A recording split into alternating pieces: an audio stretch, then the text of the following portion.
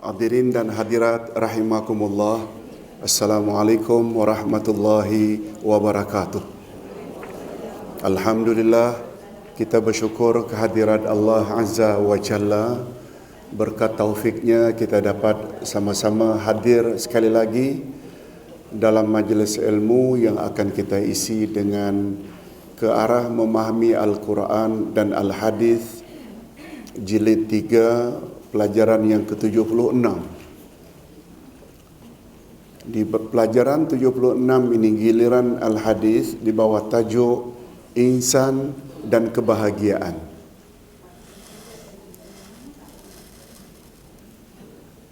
Semua kita ingin bahagia. Macam mana menurut pandangan Islam cara yang tepat untuk mencapai kebahagiaan dunia akhirat? InsyaAllah melalui hadis-hadis ini kita akan mendapat panduan. Oh, kita dah kursi lain lagi. Ya betul lah. Sakit belakang, betul.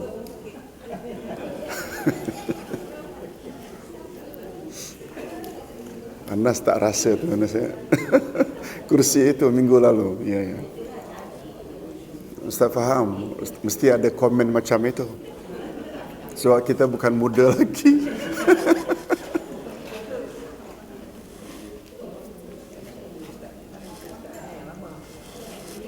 Ustaz punya yang lama. Tak apalah, masih muda. Okey. Tolong ikuti. Qala Rasulullah sallallahu alaihi wasallam,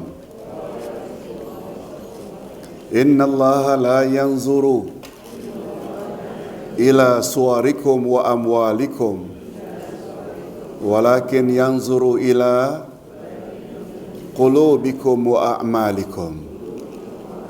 Wa qala laisa al-ghina an kasratil arad walakinnal ghina ghinan nafsi. Wa qala min sa'adati bani Adam al-mar'atu salihah wal maskanu salih wal markabu salih. Terjemahan hadis pertama, sabda Rasul sallallahu alaihi wasallam, sesungguhnya Allah tidak melihat rupamu dan hartamu, tetapi Dia, yakni Allah, melihat pada hatimu dan amalmu. Hadis sahih riwayat Imam Muslim. Hadis yang kedua, Rasulullah sallallahu alaihi wasallam juga bersabda, bukanlah kekayaan itu karena banyak harta, tetapi kekayaan itu adalah kaya hati. Hadis sahih riwayat Bukhari dan Muslim. Yang ketiga, sabda Rasul sallallahu alaihi wasallam, di antara kebahagiaan anak cucu Adam atau manusia ialah isteri yang salihah, tempat tinggal yang selesa dan kenderaan yang baik. Semua yang ketiga-tiganya ini, wanita, rumah dan kenderaan, semuanya disifati dengan saleh. Jadi saleh ini cukup umum pengertiannya, baik. Tentu saja untuk kereta yang selesa, rumah yang selesa dan isteri yang salihah. Semua mengandung makna baik belaka. Okey, syarah al-hadis. Kebahagiaan adalah menjadi impian bagi semua makhluk insan tanpa mengira derajat. Semua manusia, anak cucu Adam, mendambakan atau mengimpikan kebahagiaan. Apakah dia seorang raja atau hamba sahaya? Apakah dia orang yang tinggal di bandar atau di kampung? Apakah dia orang kaya atau orang miskin? Tidak ada seorang pun manusia yang menginginkan kesengsaraan dan kecelakaan. Betul tak? Semua kita ingin bahagia.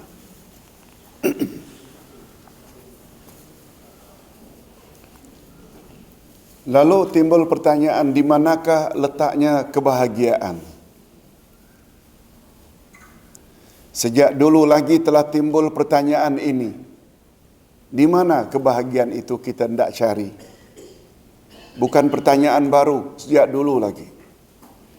Kalaulah kebahagiaan itu sesuatu yang sangat berharga, kalaulah kebahagiaan itu sesuatu yang sangat berharga, lalu di mana ia boleh didapati? Sungguh banyak manusia yang terkeliru dalam usaha mencarinya. Mereka akhirnya bagaikan pencari mutiara di dasar laut, badan penat, hati hampa, tangan kosong, tanpa membawa hasil sedikit pun.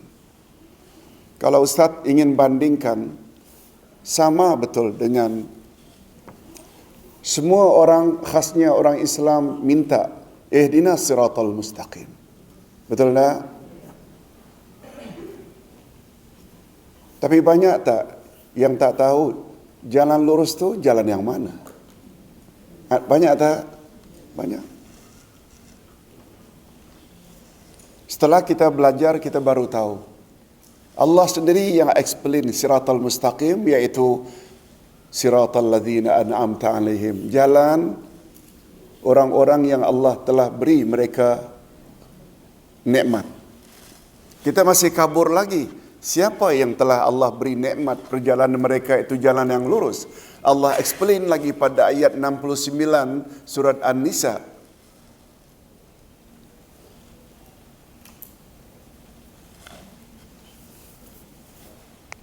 Orang-orang yang Allah telah beri nikmat itu kelak. Maaf, barang siapa yang taat pada Allah. Tolong ikuti. A'udzubillahi minasyaitonirrajim. Wa man yuti'illaha war rasul fa ulaika ma'al ladzina an'ama Allahu 'alaihim minan nabiyyin was-siddiqin wasyuhada was-salihin. Wa man yuti'illaha war rasul, siapa yang taat kepada Allah dan Rasul. Apa makna taat? Memang bahasa kita patuh, tapi definisinya buat suruhan, jauhi larangan. Taat ada dua, sama ada buat atau tinggal. Taat pada Allah, buat Allah suruh, tinggal apa yang Allah larang. Taat kepada Rasul, buat suruhan Rasul, tinggalkan larangan baginda. Betul tak? Barang siapa yang taat kepada Allah dan Rasul, mereka kelak akan dihimpunkan bersama-sama dengan orang-orang yang Allah telah beri mereka nikmat. Lalu Allah sebut, mereka yang telah confirm dapat nikmat itu, Nabi-Nabi, Siddiq-Siddiq, orang-orang mati syahid dan orang-orang saleh. Oleh sebab itu, jalan mudah bagi kita untuk berada di atas jalan yang lurus. Perlu tak kita ikut jejak langkah 4 kelompok itu? Perlu tak? Tentu saja Nabi-Nabi bagi kita Nabi Muhammad. Siddiq-Siddiq seperti Abu Bakar As-Siddiq. Syuhada seperti Umar, Osman, Ali. Sebab mereka semua mati dibunuh dalam menjalankan tugas kekhalifahan. Orang-orang saleh, Imam Abu Hanifah, Imam Malik, Imam Syafi'i, Imam Ahmad Ibn Hanbal. Nah, lebih daripada itu, kita ada sebut rahasia. Urutan Nabi, Siddiq, Syuhada, Salihin, ada makna tak? Mana yang kita patut beri priority? Ada tak mengandung makna itu? Jangan orang saleh dulu. Bila orang saleh itu sebut, bercanggah dengan yang Nabi sebut, Abu Bakar sebut, dan syuhada, tak boleh. Dia tertib itu tu mengandung makna. Nah, ini yang Ustaz maksudkan. Kita minta siratal mustaqim dan kita tahu macam mana nak menuju siratal mustaqim berdasarkan penjelasan Allah. Nanti dalam pelajaran tafsir nanti akan lebih jelas lagi. Tolong ikuti. Ala bidzikrillahi tatmainnul qulub. Ketahuilah, hanya dengan mengingati Allah, jiwamu akan tenteram, tenang. Apa makna zikrullah di sini? Mengingati Allah. Kata Imam Al-Qurtubi, makna zikrullah di sini Al-Quran. Betul tak salah satu nama Al-Quran adalah Az-Zikr? Nah, bila ditanya, Ustaz, mengapa dengan Al-Quran jiwa jadi tenang? Bila kita minta tunjuki kami jalan yang lurus, lalu kita tanda tanya, macam mana ya cara untuk menjadi atau mendapat jalan yang lurus? Allah Subhanahu wa taala yang sendiri yang explain dalam Al-Quran. Betul tak semua penjelasan Allah dalam Quran adalah benar belaka? Dengan kata lain, betul tak semua penjelasan Allah dalam Al-Quran meyakinkan? Betul tak bila kita sudah yakin, betul tak jiwa kita akan tenang? Orang cakap apa pun kita tak akan peduli. Sebab Allah cakap begini. Bila mereka cakap lain, kita tetap akan ikut cakap Allah.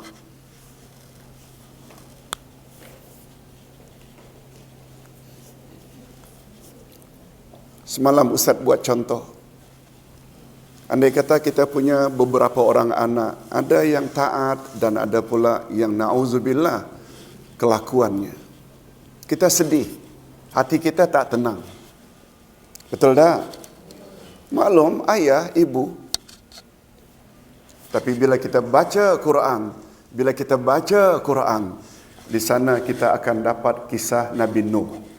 Di sana kita akan dapat kisah Nabi Ibrahim. Di sana kita akan dapat kisah tentang cerita Abu Lahab. Betul tak semua mereka adalah orang-orang dekat dengan kekasih Allah? Siapalah kita? Nabi Nuh saja ada anaknya yang durhaka. Siapa kita? Nabi Ibrahim, bapaknya juga durhaka. Siapa kita? Nabi Muhammad pun uncle-nya ada yang tidak diberi hidayah oleh Allah. Betul tak? Dengan mengetahui cerita-cerita itu, jiwa sedikit tenang. Betul tak? Tidaklah dibawa terus saja kita risau. Dah. Itu maksudnya, tolong ulang. Ala bizikrillah tatmainnul qulub. Ketahuilah, hanya dengan mengingati Allah, ada banyak tafsirannya. Mengingati Allah dengan makna rahmat Allah, mengingati Allah dengan makna ampunan Allah, dan yang paling popular, zikrullah itu dengan makna Quran. Oleh sebab itu kita perlu tak belajar Quran, tafsir Quran dan hadis Nabi sallallahu alaihi wasallam. Ustaz sebagai pendakwah, bila baca Quran dan dengar dan baca fahami sejarah para nabi terdahulu, betul tak semua nabi mendapat penentangan dari kaum mereka? Ada tak nabi yang sampai ke peringkat dibunuh? Siapa? Aku. Nabi saja dapat tekanan demikian daripada masyarakatnya. Boleh tak? Kan paling kurang kita akan sabar dan macam itu maksudnya. Baru tenang jiwanya. Okey, sekarang kita kembali kepada pembahasan kita. Semua manusia menginginkan kebahagiaan. Lalu di mana letaknya kebahagiaan ini? Betulkah kebahagiaan itu terletak pada harta? Ini. Bila ini yang ditanya, mereka mengira kononnya kebahagiaan terletak pada kekayaan, kebendaan dan keselesaan hidup. Berapa banyak orang yang kaya raya dan mempunyai harta yang banyak, namun hidup mereka tetap saja dalam kegelisahan dan jiwa mereka tidak tenteram. Betul tak? Kalau begitu, harta yang banyak bukanlah semestinya membawa kebahagiaan. Dan dia bukanlah syarat utama untuk mencapai kebahagiaan. Bahkan kadang-kadang justru karena harta yang banyak boleh membawa seseorang kepada kesengsaraan di dunia sebelum di akhirat. Masih ingat tak ibu-ibu dan bapa sekalian dengan nikmat istidraj? Yes. Nikmat demi nikmat demi nikmat, makin sombong pada Allah, semakin banyak dosa dibuat. Pada kemuncak kemaksiatan dan kekayaan, Allah cabut nyawanya sebelum dia sempat taubat. Nauzubillah min dzalik. Itu sebabnya Umar ibn Al-Khattab radhiyallahu anhu begitu ditabal menjadi khalifah Ar-Rashidin yang kedua, beliau berdoa. Tolong ikuti. Allahumma inni a'udzubika an akuna mustadraja. Ya Allah, aku mohon dilindungi daripada mendapat nikmat istidraj. Banyak orang yang apabila ada pangkat salah gunakan kuasa. Tolong ya Allah, jangan buat aku macam itu. Betul tak pangkat yang tinggi itu satu nikmat? Tapi ada tak orang telah salah gunakan pangkat yang tinggi? Yes. Itu namanya nikmat istidraj. Hadirin dan hadirat, ini sebagaimana firman Allah Subhanahu wa taala tentang orang munafik. Tolong ikuti. Fala tu'jibka amwaluhum wala auladuhum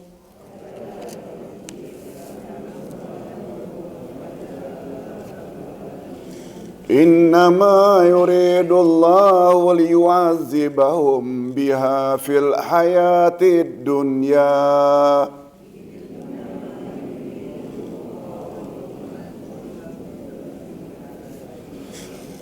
wa tazhaqa anfusuhum wa hum kafirun.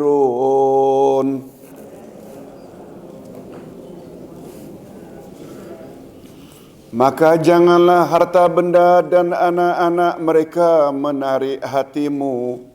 Siapa mereka di sini? Orang-orang munafikin.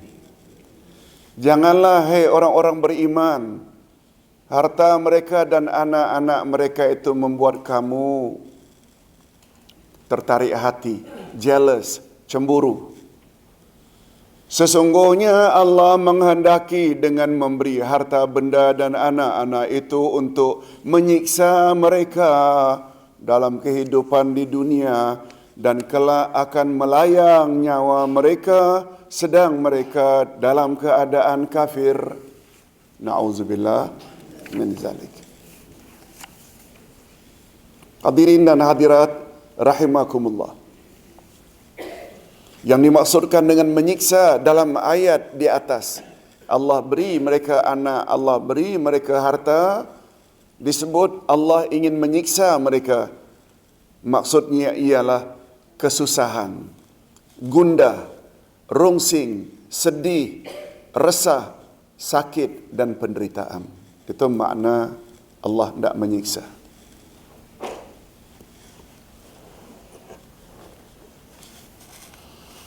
Hadirin dan hadirat rahimakumullah. Betulkah kebahagiaan itu terletak pada anak? Nah, kalau tadi pertanyaan, betulkah kebahagiaan itu terletak pada harta? Kita kata bukan. Apalagi tadi salah satu hadis menyebut, tolong ulangi, laisal ghina an kasratil arad walakinnal ghina ghinan nafs. Bukanlah yang dikatakan kaya itu banyak harta. Kaya yang sebenar adalah kaya hati. Nah sekarang pertanyaannya, betulkah kebahagiaan itu terletak pada anak? Memang benar anak-anak adalah hiasan hidup di dunia. Tolong catat di samping Al-Kahfi 46. Surah Al-Kahfi ayat 46. Tolong ikuti. Al-malu wal banun zinatul hayatid dunya.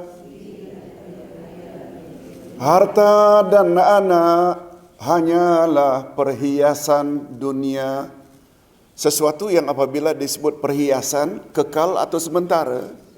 Sementara.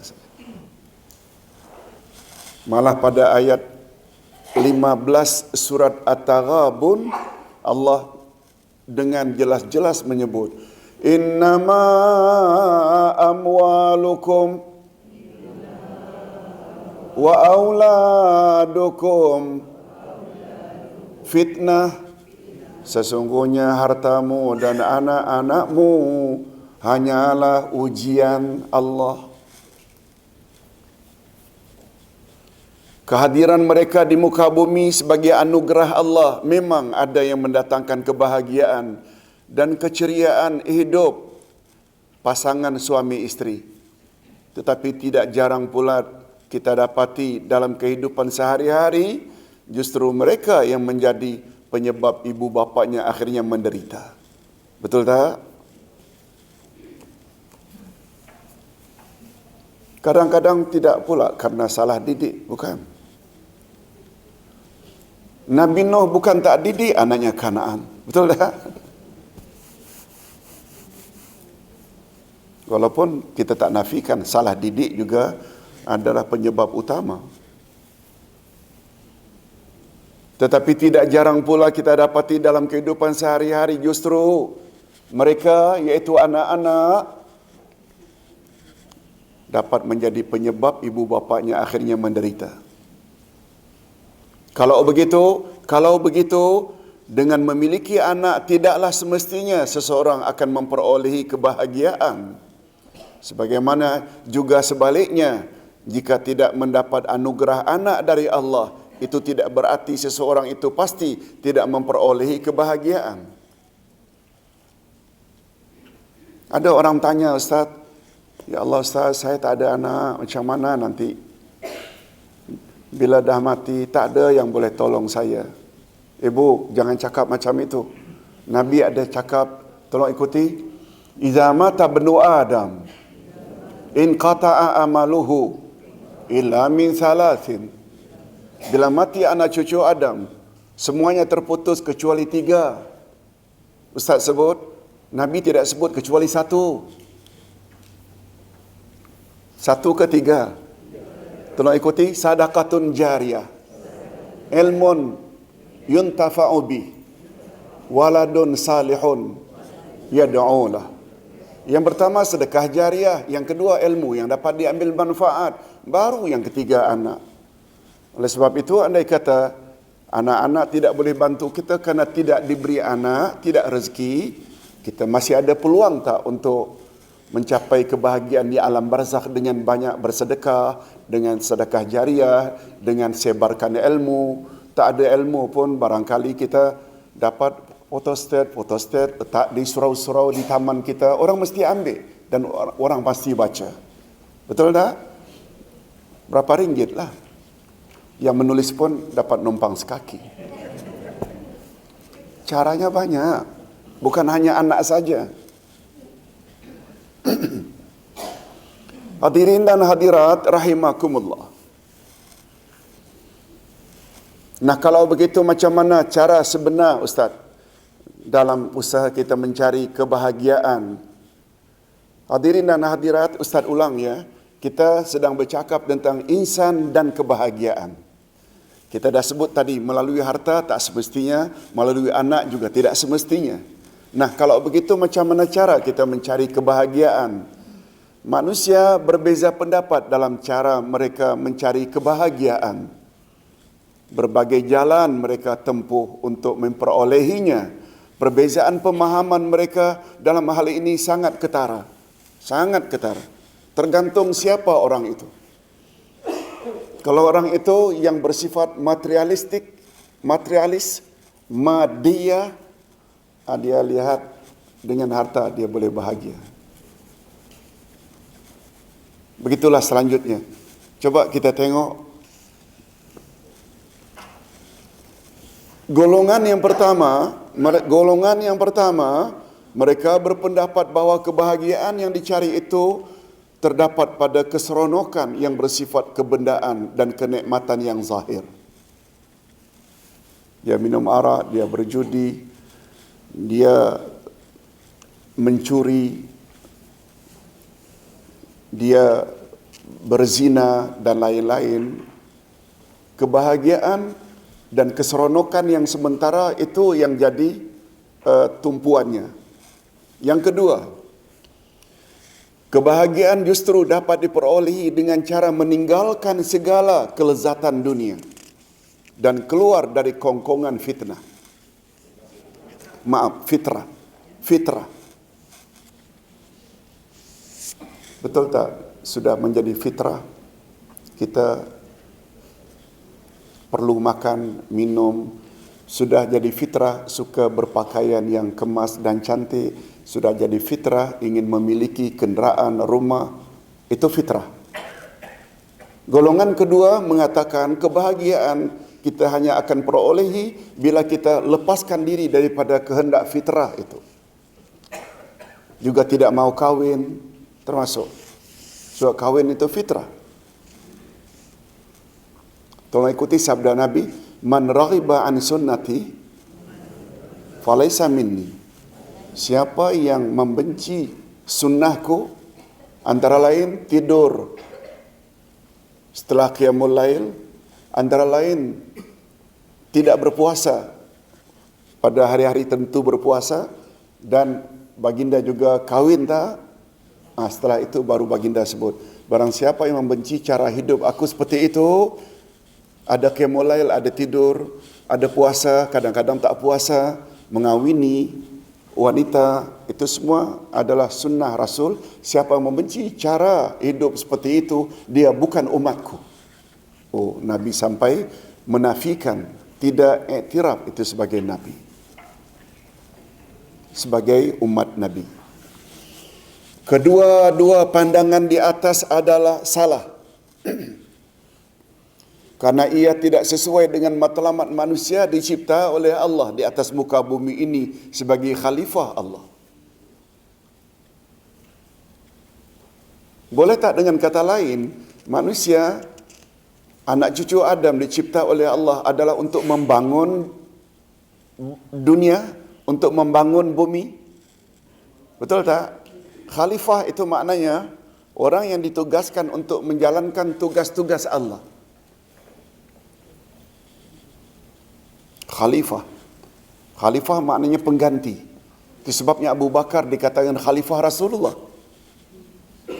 Yang pertama, Khalifah Rasulullah kedua, Khalifah Rasulullah ketiga, Khulafaur Rasyidin. Khulafa itu plural, Khalifah itu singularnya, maknanya pengganti. Itu sebabnya setelah Sayyidina Ali, khalifah-khalifah berikutnya tidak dipanggil Khulafaur Rasyidin. Rasyidin maknanya yang mendapat petunjuk Allah. Karena hanya 4 ini saja dalam menjalankan kekhalifahan bersesuaian exactly macam cara Rasulullah. Oleh sebab itu, kalau jadi khalifah lalu diangkat anak sendiri, ikut Rasulullah ke? Tidak. Itu sebabnya mereka tak layak mendapat gelaran Ar-Rasyidin di belakang khalifah. Nah, kalaupun ingin tambah yang kelima, yang dekat dengan cara Rasulullah, cicit Umar bin Khattab yang bernama Umar bin Abdul Aziz. Walaupun memerintahnya 2 tahun. Memerintah tahun 99, tahun 101 meninggal karena diracuni. Majoriti Khulafaur Rasyidin mati dibunuh. Hadirin dan hadirat rahimakumullah. Kedua-dua pandangan di atas adalah salah karena ia tidak sesuai dengan matlamat manusia dicipta oleh Allah di atas muka bumi sebagai khalifah Allah. Golongan pertama yang hanya menumpukan perhatiannya pada kelezatan duniawi walaupun melalui cara-cara yang tidak diredai Allah Subhanahu wa taala, akhlak mereka runtuh. Allah golongkan mereka sebagai golongan yang kafir dan sesat. Na'udzubillah min zalik. Allah samakan derajat mereka seperti binatang karena tidak memahami matlamat dan nilai-nilai hidup. Ini sebagaimana firman Allah, ayat 12 dari surat Muhammad. Wallazina kafaru yatamatta'una wa ya'kulun kama ta'kulul an'am wan naru maswan lahum. Dan orang-orang yang kafir itu bersenang-senang, enjoy, berseronok-seronok di dunia. Mereka makan seperti makannya binatang-binatang, dan neraka adalah tempat tinggal mereka. Na'udzubillah min zalik. Hadirin dan hadirat, mengapa orang-orang kafir Allah samakan dengan binatang? Apa sebab? Sebab mereka sudah tak dapat membedakan mana yang halal, mana yang haram. Betul tak? Kita kalau marah pun jangan keterlaluan lah. Bila kucing makan lauk kita milik tetangga, ayam masuk rumah patuk beras kita sampai berserak. Apa sebab? Karena dia tak ada akal. Dia tidak ada penimbang baik buruk. Orang kafir Allah Subhanahu Wa Taala samakan dengan binatang. Malah kalau Ustaz bawa ayat lain, Allah gunakan istilah lebih teruk dari binatang. Tolong ikuti ayat 179 surat Al-A'raf. Walaqad zara'na li jahannam katsiran minal jinni wal insi lahum qulubun la yafqahuna biha wa lahum a'yunun la yubsiruna biha wa lahum adhanun la yasma'una biha ulaika kal an'am bal hum adall ulaika humul ghafilun. Sesungguhnya kami akan lemparkan ke dalam neraka Jahannam kebanyakan dari kalangan manusia dan jin. Kebanyakan dari kalangan jin dan manusia. Jin dan manusia yang macam mana? Mereka punya akal, tidak gunakan akal mereka. Mereka diberi mata, tak mau gunakan penglihatan mereka akan kebesaran Allah. Mereka diberi telinga, tak mau mendengar ayat-ayat Allah. Lalu apa kata Allah? Ulaika kal an'am. Mereka tidak ubahnya bagaikan binatang-binatang. An'am maknanya binatang tapi terbatas kepada binatang-binatang untuk korban. An'am tidak termasuk harimau, gajah. An'am termasuk tak onta, kambing, lembu? Yes, itu yang utama an'am. Balhum adal. Nah ini lagi. Bahkan mereka lebih sesat dari binatang. Kalau binatang makan tanpa pilih, ini milik tuannya ke, milik tetangga ke, wajar saja sebab akal tak ada. Betul tak? Sekarang insan ada akal, tapi tidak. Itu maksudnya. Ulaika humul ghafilun. Lalu penghujung ayat Allah kata, mereka dalam kelalaian. Coba tengok rahasianya. Kalau itu 179, ayat berikutnya Allah perkenalkan. Tolong ikuti. Walillahil asma'ul husna fad'uhu biha. Dan Allah memiliki al-asma'ul husna. Oleh sebab itu, mintalah kepada Allah dengan menyebut nama-namanya itu. Betul tak orang kafir tak akan sebut itu semua? Kita bukan saja sebut. Siapa yang memelihara al-asma'ul husna, tempat mereka syurga. Kan kita selalu bahas itu.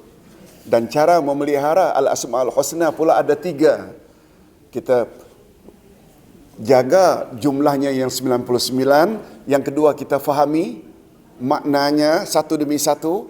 Betul tak? Dengan memahami makna al-asma'ul husna satu demi satu, kita akan merasa sangat kerdil dan kecil di hadapan Allah yang Maha Esa. Betul tak? Dan orang kafir tak ada itu. Nah, di situlah rahasianya. Setelah ayat itu, langsung al-asma'ul husna. Okey, kita teruskan. Mudah-mudahan kita tidak termasuk ke dalam golongan ini. Tapi Allah sebut, kasira, majority, jin dan manusia, Jahannam tempatnya. Mudah-mudahan kita termasuk yang sedikit yang mendapat redha Allah. Nah, itu golongan yang pertama, yang terlalu kebendaan. Golongan kedua pula, yang menjauhkan diri daripada kehidupan duniawi. Mereka melihat dunia dengan pandangan yang serba negatif. Mereka seolah-olah ingin keluar dari fitrah dan realiti. Perjalanan golongan ini seolah-olah memberi kesempatan dan laluan kepada golongan pertama untuk memimpin dunia. Dan bila itu terjadi, maka akan hancurlah agama dan musnahlah dunia.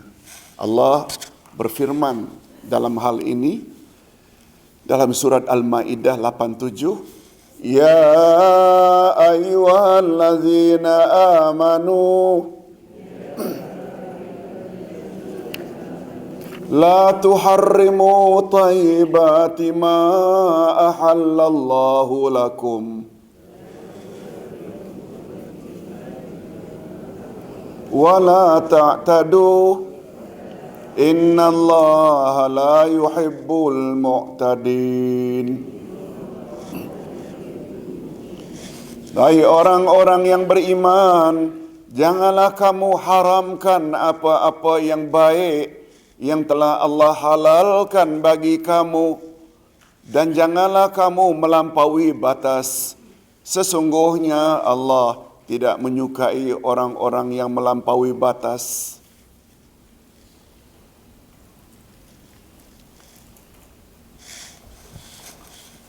Termasuk golongan ini antara lain mereka yang tak mau makan daging. Kononnya mana-mana binatang atau daging yang berdarah dia tak mau makan. Mereka hanya makan sayur-sayuran, telur dan lain-lain. Apa namanya golongan ini? Vegetable.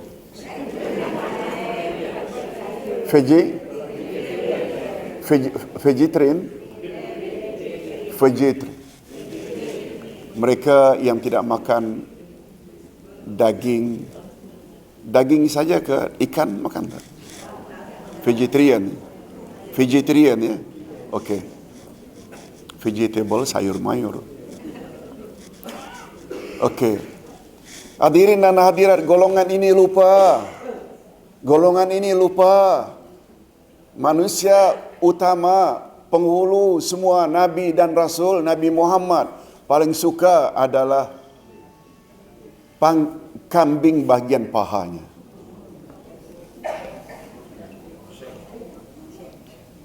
Jangan sampai tak tahu. Jangan sampai Yahudi yang tahu.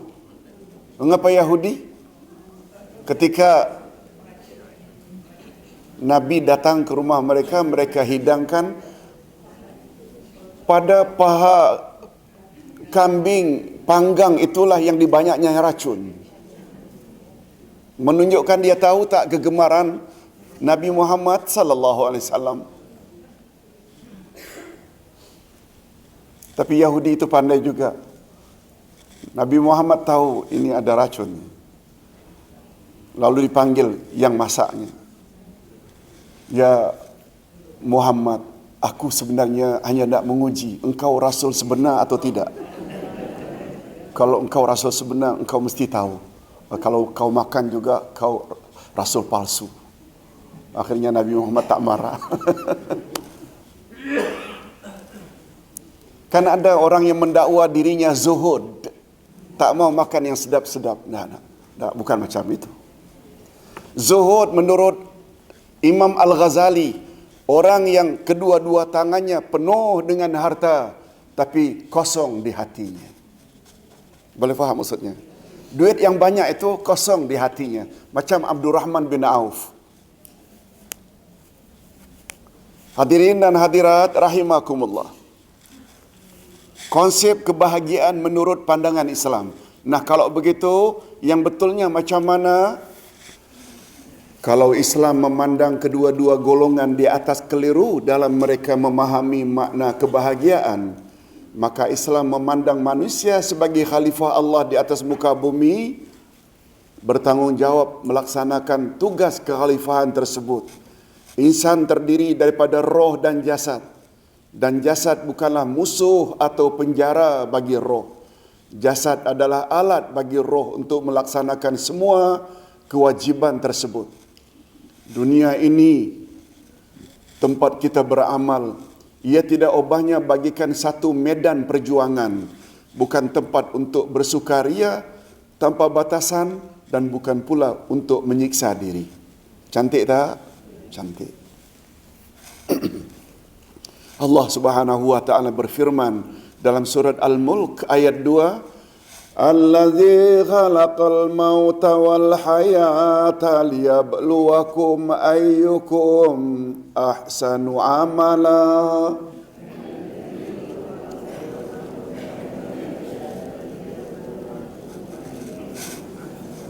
Wa huwal azizul ghafur.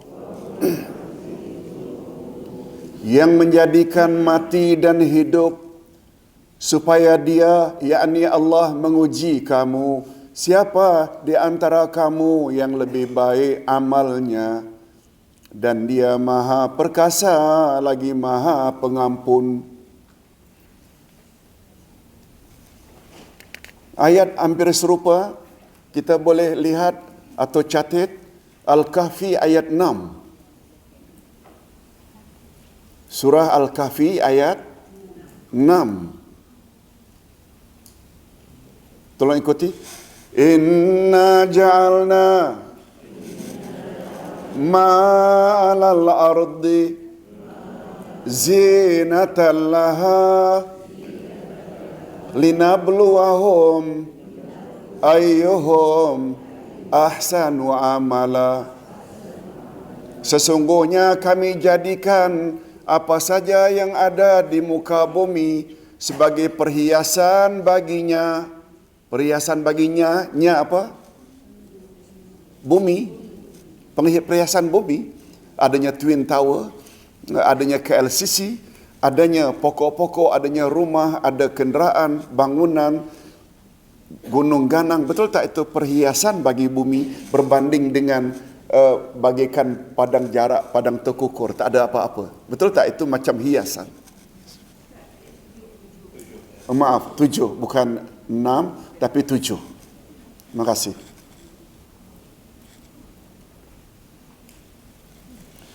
Sesungguhnya kami jadikan apa yang ada di atas muka bumi perhiasan bagi bumi, linabluwahum ayyuhum ahsanu amala. Semua itu kami jadikan sekedar untuk menguji mereka umat manusia mana yang lebih baik amalnya. Ibu-ibu, kata ulama tafsir, Allah tidak sebut mana di antara mereka yang paling banyak amalnya. Bukan banyak, tapi beza tak? Ada amal banyak tapi tak baik. Setuju tak kalau Ustaz, biar amal sedikit tapi baik daripada amal banyak yang tidak baik? Yang Allah terima amal yang baik atau yang banyak? Yang baiknya.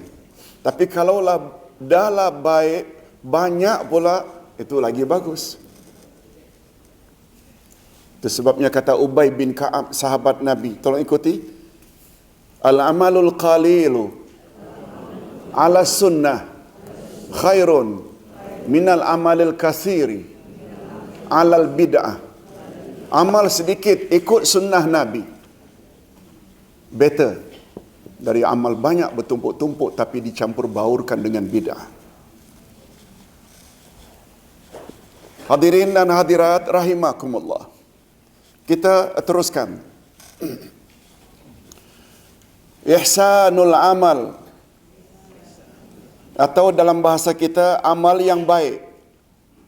Ihsanul amal boleh, atau al-amalus saleh juga boleh, yang artinya dalam bahasa kita amal yang saleh, amal yang baik. Dalam ayat di atas, ahsanu amala, yaitu ihsanul amal, dalam ayat di atas dapat tersimpul dalam hubungan baik manusia dengan Allah melalui akidah dan ibadah, dan hubungan baik manusia dengan sesama manusia melalui akhlak dan budi pekerti yang mulia.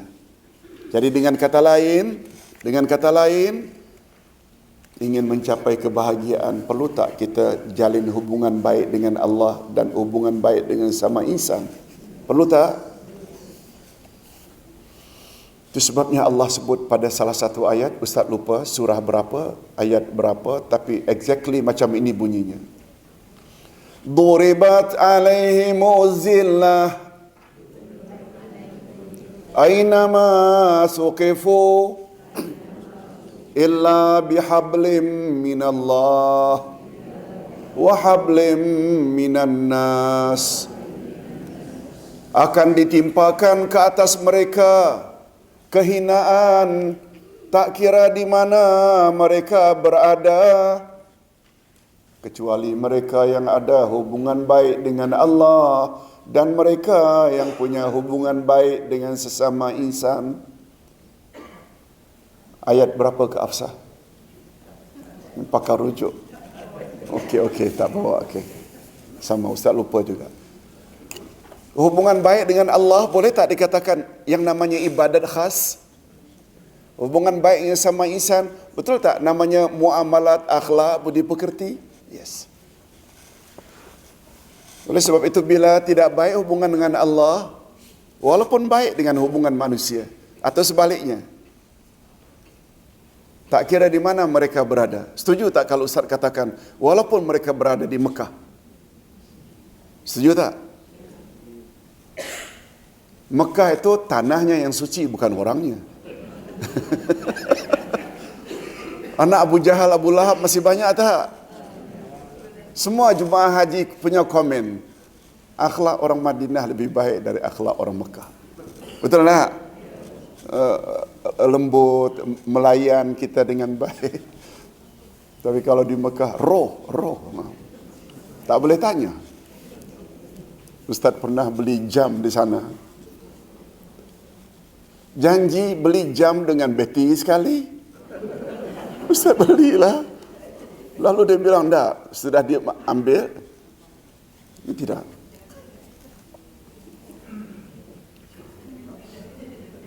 Apa kata Ustaz? Ustaz cakap, anta syaitan. Anta anak cucu Abu Jahal. Alhamdulillah dia diam saja. Hadirin dan hadirat rahimakumullah. Kebahagiaan terdapat pada diri setiap insan. Kalau kebahagiaan bukan terletak pada harta yang banyak, anak, pangkat dan kebendaan lainnya, maka kalau begitu ia adalah sesuatu yang maknawi, abstrak, tidak dapat dilihat oleh mata kasar. Kebahagiaan yang sebenarnya ialah sesuatu yang muncul dari dalam diri insan karena keimanannya kepada Allah Subhanahu wa taala. Tidak seorang pun mampu mencabutnya dari seseorang jika Allah berkehendak memberi keimanan itu kepadanya. Betul tak itu? Itu adalah hak Allah. Alhamdulillah, bapa-bapa dan ibu-ibu sekalian, kita telah pun diberi oleh Allah hidayah. Dan kita tinggal menjaganya saja. Dan kita berdoa mudah-mudahan hidayah dan iman kita berkekalan hingga akhir hayat kita. Amin ya rabbal alamin.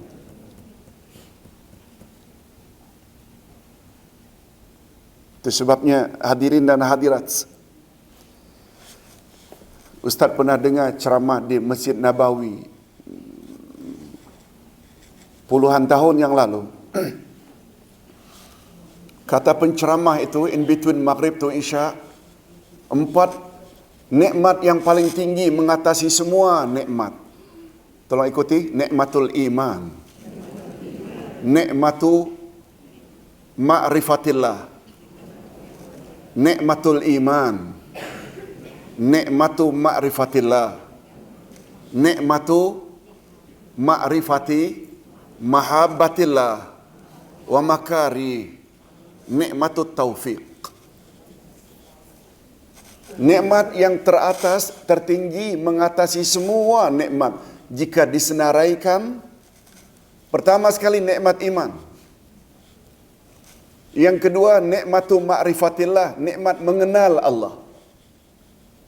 Semua kita tahu cara mengenal Allah kan ada 2, melalui al-asma'ul husna, yang kedua melalui ayat-ayat Allah. Betul tak itu yang kita tekuni di Universiti KJPA?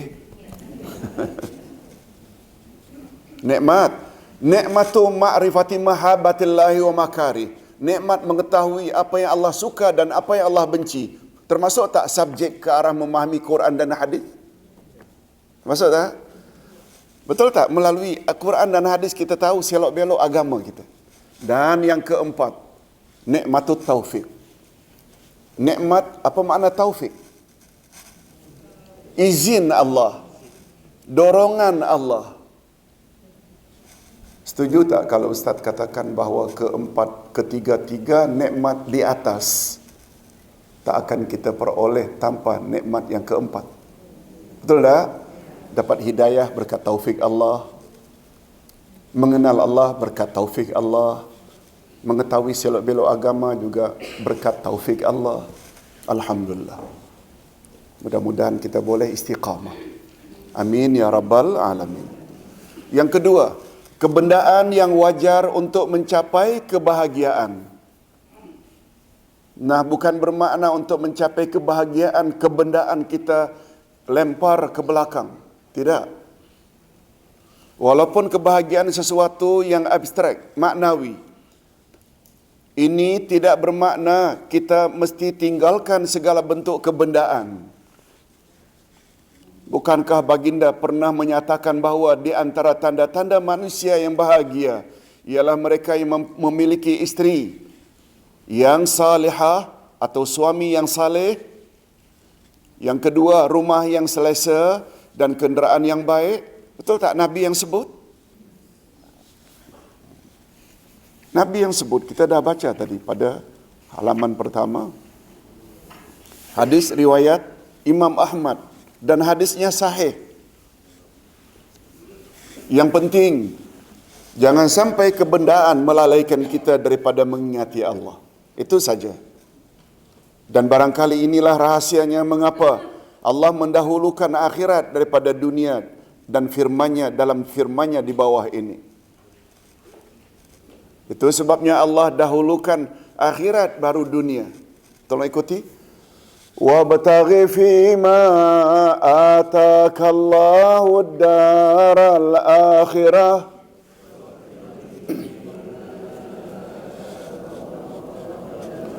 وَلَا تَنْسَ نَصِيبَكَ مِنَ الدُّنْيَا. Dan carilah pada apa yang telah dianugerahkan Allah padamu kebahagiaan negeri akhirat, dan janganlah kamu melupakan bahagianmu dari kenikmatan dunia. Disuruh cari apa dulu?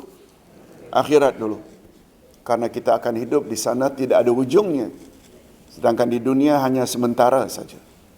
Itu sebabnya kalau Ustaz ingin hubung kait, orang yang panjang akal, cerdik, pintar, bijaksana menurut kacamata Islam,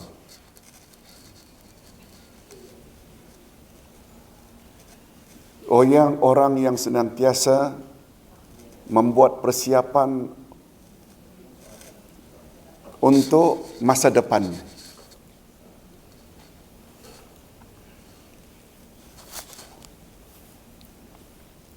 Bagaimana pandangan hadirin dan hadirat andai kata orang yang baru bekerja umur 25 tahun dah mula menabung sebagai persiapan untuk menghadapi hidupnya nanti setelah pension, orang panjang akal tak? Sampai pension. Maknanya bijak tak dia? Tak mau menyusahkan orang lain. Tapi Ustaz tetap mengatakan tidak bijak apabila hanya buat persiapan untuk menghadapi hidup setelah pension, kalau dia sendiri tidak buat persiapan untuk menghadapi hari berbangkit nanti. Betul tak? Sebab andai kata setelah pension tidak ada apa-apa, ada tak jabatan kebajikan masyarakat? Ada tak saudara mara atau orang-orang kaya yang akan tolong melalui zakat? Nanti di akhirat, siapa nak tolong kalau tak ada bekal untuk dibawa ke sana? Itu sebabnya, menurut Nabi, setelah ditanya atau setelah Nabi tanya, coba pada sahabat, mereka tahu atau tidak? Tolong ikuti. Ayul mu'minina aqyas. Tahukah kamu sekalian orang beriman manakah yang panjang akal, yang bijak? Mereka secara sopan hanya jawab Allahu wa rasuluhu a'lam. Hanya Allah dan Rasulullah yang lebih tahu. Itu isyarat, maknanya mereka tak tahu. Itu secara adab mereka sebut begitu. Lalu Nabi sebut, tolong ikuti. Aksaruhum zikran lil maut wa aksaruhum isti'dadan lima ba'dal maut. Kalau kamu ingin tahu ciri-ciri orang beriman yang panjang akal, pertama banyak ingat mati, yang kedua senantiasa memperbanyak bekal untuk dibawa sesudah mati. Itu sebabnya pada awal tahun 2017 ini Ustaz banyak tempat ingatkan balik dengan ayatul muhasabah. Kita lepaskan dulu muzik itu.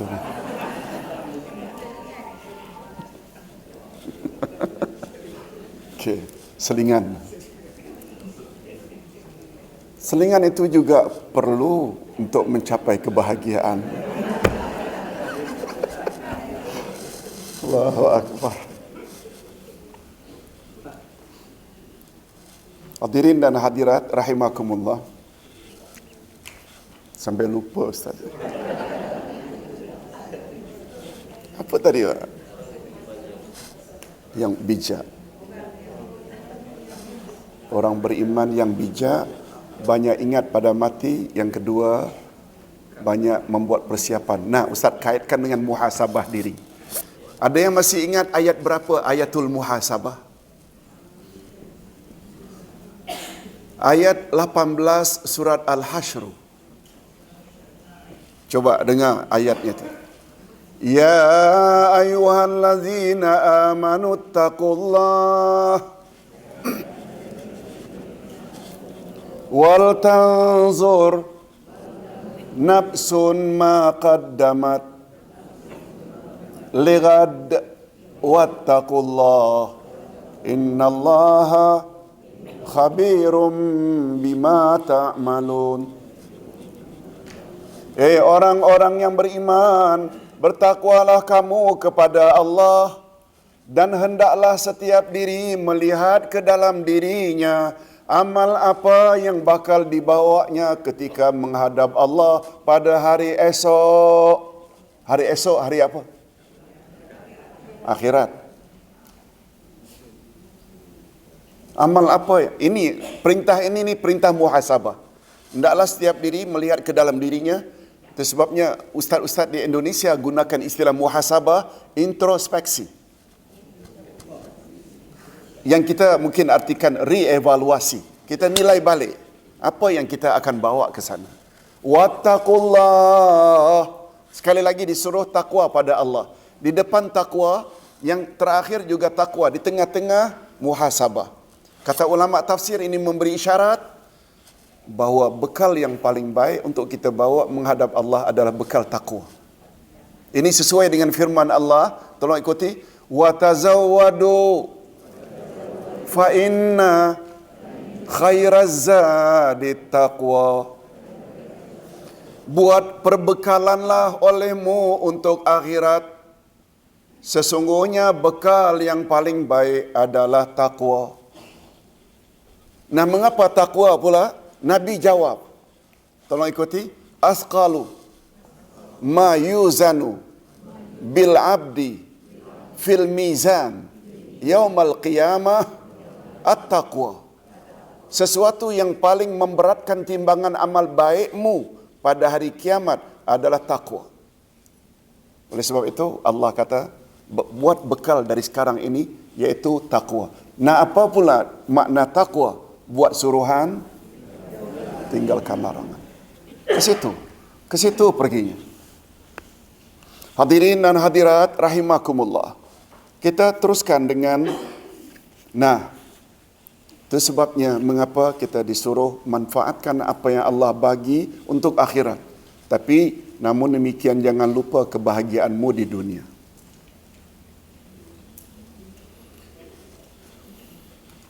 Jangan semangat begitu berkobar-kobar, tidak attend kelas, sampai breakfast pun tidak, lunch pun tidak. Ini cepat innalillah insyaAllah. Betul tak Pak? Akhirat saja yang difikirnya. Breakfast tidak, lunch tidak. Kecundang, innalillah. Accident karena sudah tak lagi, terlalu lapar. Di situ mengandung makna, perlu seimbang tak? Dunia akhirat. Kita semua sudah di amalan kita. Doa, tolong ikuti, Rabbana atina fid dunya hasanah wa fil akhirati hasanah wa qina azabannar. Ya Allah, berilah kami kebahagiaan di dunia dan kebaikan di akhirat. Nah, di sini pula mengapa dunia sebut dulu. Tanpa kita jaga keduniaan kita, biasanya akhirat akan tercecer. Bila tidak beri sewajarnya makan, minum, rehat, betul tak? Akhirnya kita akan sakit. Bila sakit, susah kita nak beramal. Cantik ayat Quran. Allah berfirman lagi pada surat Al-Munafiqun ayat 9, Ya ayyuhallazina amanu la tulhikum amwalukum wala auladukum an zikrillah wa man yaf'al zalik faulaika humul khasirun. Hei orang-orang yang beriman, janganlah harta-hartamu dan anak-anakmu melalaikan kamu dari mengingati Allah. Barang siapa yang berbuat demikian, maka merekalah orang-orang yang rugi.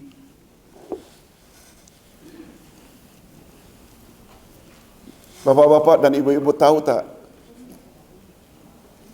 apa sambungan ayat ini, ayat 10 ini?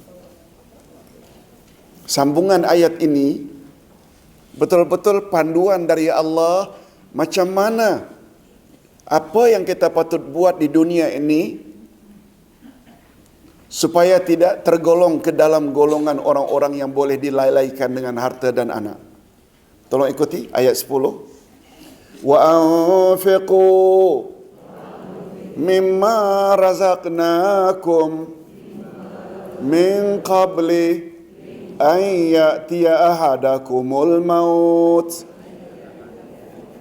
fayaqula rabbi laula akhartani ila ajalin qarib fa asaddaqa wa akum minas salihin. Pergunakanlah apa saja yang Allah bagi padamu sebelum kamu mati. Yang Allah bagi pada kita harta sajakah? Termasuk tak kesihatan? Termasuk tak kaki yang dengannya kita boleh berjalan ke majlis ilmu? Termasuk tak akal yang kita boleh berfikir? Termasuk tak mata yang dengannya kita boleh melihat kebesaran Allah? Termasuk tak telinga yang dengannya kita boleh mendengar nasihat? Allah kata, pergunakanlah apa saja yang Allah telah bagi padamu sebelum kamu mati. Betul tak? Bila dah mati, dah tak boleh buat apa-apa lagi. Betul tak? Sampai ke kuburan pun diusung tak boleh jalan sendiri. Kalaulah mayat boleh jalan sendiri, Pak Imam yang lari dulu. Semua tak function. Pastikan. Karena ada hadis Nabi, gunakan yang 5 sebelum datang yang 5. Sihatmu sebelum sakitmu, kayamu sebelum miskinmu, masa lapangmu sebelum sibukmu, apalagi mudamu sebelum tuamu. Dah sekarang dah terlambat. Tapi ada yang kelima, hidupmu sebelum matimu. Allahu Akbar, cantik. Betul tak bila kita ikut Islam cantik? Allahu Akbar. Ibu-ibu dan bapa sekalian, sambungan ayat tadi, janganlah kamu jadi orang yang apabila ajal dah tiba lalu berkata, oh Tuhan, tolong pospon kematianku agak sejenak supaya aku boleh bersedekah dan amal saleh. Terlambat dah. Terlambat. Too late. Hadirin dan hadirat, ini dulu yang dapat kita sampaikan. Cuma ada permintaan, bagus juga semua kita tahu Ustaz kita, Ustaz Safwan Badri sedang sakit begitu balik dari umrah. Doa bersama. A'udzubillahi minasyaitanirrajim. Bismillahirrahmanirrahim. Alhamdulillah rabbil alamin wassalatu wassalamu ala asyrafil anbiya'i wal mursalin wa ala alihi wa sahbihi ajma'in. Ya Allah, ya Tuhan kami, berilah kami nikmat-nikmat yang utama, nikmat iman, nikmat mengenal Engkau, nikmat mengetahui selok-belok agama dan nikmat taufik. Sebab kami tahu hanya dengan bermodalkan nikmat-nikmat tersebut kami layak mendapat kebahagiaan hakiki dunia dan akhirat. Ya Allah, kami bertawassul kepadamu melalui nama-namamu yang mulia dan sifat-sifatmu maha tinggi. Dan kami juga bertawassul kepadamu melalui amal-amal saleh seperti bacaan kami ayat-ayat Quran dan kehadiran kami dalam majlis yang penuh berkat ini. Kiranya Engkau limpahkanlah kepada kami semua rahmatmu, berkatmu, ampunanmu dan kesembuhan dari segala bentuk penyakit yang kami alami. Begitu juga penyakit yang dialami oleh kawan-kawan dan orang-orang yang kami sayangi, khasnya penyakit yang dialami oleh Al-Fadil Ustaz Safwan Badri Al-Badri, birahmatika ya arhamar rahimin. Wassallallahu ala nabiyyina Muhammad wa ala alihi wa sahbihi ajma'in walhamdulillah rabbil alamin. Assalamualaikum warahmatullahi wabarakatuh.